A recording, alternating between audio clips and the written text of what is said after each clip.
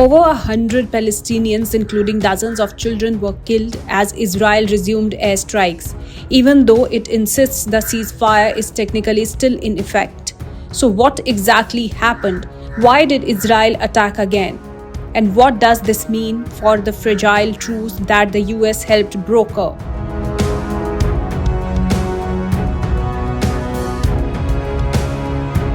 According to the Gaza health officials, Israeli attacked late Tuesday and early Wednesday, killed more than 100 people, including 46 children. The Israeli military said it hit terrorist command positions across northern Gaza, more than 30 targets in total.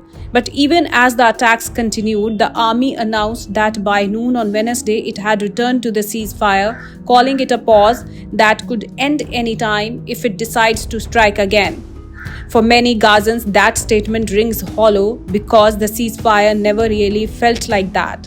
Heavy gunfire and explosions were also reported in Rafah, where locals said families had barely begun rebuilding before the bombs came again. IDF said that their troops in the southern command remain deployed under the ceasefire agreement and continue to remove immediate threats. But why did Israel strike again? The trigger appears to be a dispute over a captive's body. Israel had been expecting 13 remains of bodies to be returned under the ceasefire deal. But Israel claimed that the body of a captive transferred from Gaza by Hamas through the International Committee of Red Cross did not match. Soon after, Prime Minister Netanyahu ordered what he called powerful strikes, and within hours the bombardment began. Hamas, however, denied breaking the deal. The group accused Israel of fabricating a false pretext to resume its military campaign.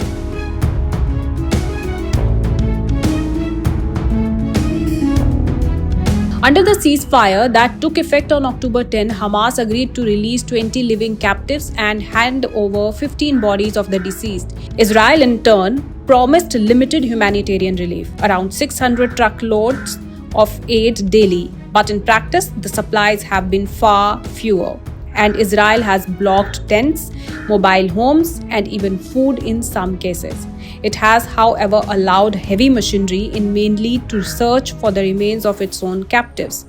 If all the remains are returned, a second phase could begin. Since October 10, Gaza Health Ministry says at least 211 Palestinians have been killed and nearly 600 injured in Israeli attacks.